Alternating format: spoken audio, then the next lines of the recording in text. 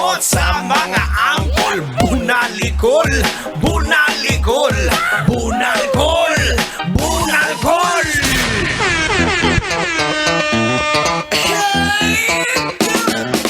Hey, give it a quick check. It is now exactly 31 minutes makalipas sa oras ng alas 8 ng gabi, and you are still locked in right here at Metro's number 1. This is 90.7 Love Radio. Hello there. My name is Diego Bandido, and we're on the last and final hour stretch of the show. Hope you guys having a great time.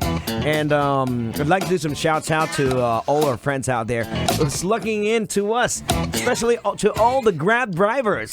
Aray! Bakit lang? Ay, piste ka, pa-English ka. Anong gusto mong pakita? Hindi, wala naman tang. Gusto mong lumipat sa Israq? Wala akong sinasabi. Tay, bitawa ko, tenga ko, aragoy.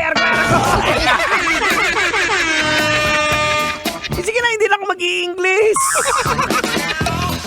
Istinga pa nga buhi. Ay, magandang gabi! Lalong-lalo na sa mga nagse-celebrate na kanilang mga birthday. Oy, batiin lang muna natin magandang gabi.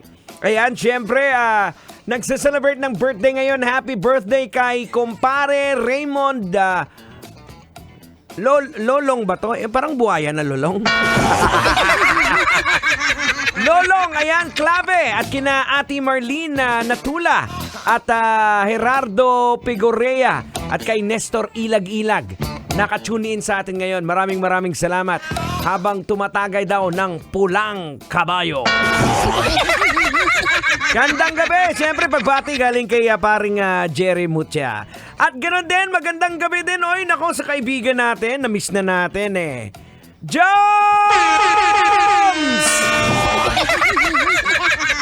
Joms, may naghahanap sa'yo dito. Mahaba yung buhok. Ang sabi niya last time nang pumunta siya dito, nung nakausap ko, sabi niya, kabayo pala. Aragoy! Maluoy ka! Ay, maraming salamat, Joms, sa pakikinig, Joms. Regards sa miss ka na namin. Bisitahin mo naman kami dito minsan. Oy, nga pala, batiin lang natin. Nakatutok sa atin si paring Paul Ramos. Paps, magandang gabi. Sana okay ka pa sa all right. Ito na mga kabisyo, pag-usapan muna natin to. Itong naging viral to na interview ni Julius Antintin sa isang sinasabing hybrid na aswang.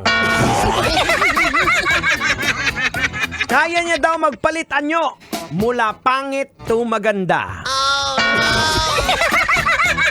Logican na natin to, Tang! Sige, logican mo na. Logican na yan! Logican na yan! Okay mga kabisya, Insan, sobra na to. Logican natin to, Insan. Ano bang leksyon ang pwede nating mapulot, makuha dito? Ano ba ang dapat natin maging basihan sa katotohanan?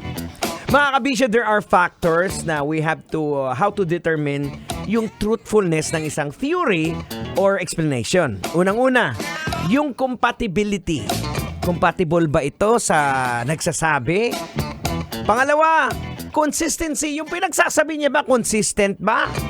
Baka sinasabi niya ito, tapos kabila nagko-contradict yung statement niya. At ito po ba ay coherence? Ibig sabihin, the quality of being logical and consistent nandun ba sa mga statements niya? And usefulness. Dapat po nating i-consider yun. Yung mga sinasabi niya ba, may ebidensya. Kaya ba niyang gawin ang sinasabi niya? Pag hindi niya kayang gawin, ibig sabihin, hindi totoo yun. Diba? If totoo man, probably, that his truth or her truth alone. Hindi ibig sabihin yung katotohanan niya, yung truth niya, ay truth din natin. So Houston, we have a problem psychologically. So, kailangan natin ng tulong ni sino, Tang? Dr. Wakwak. Aragoy! Maluoy ka. Okay mga kabisyong, oras natin 36 after 8 o'clock.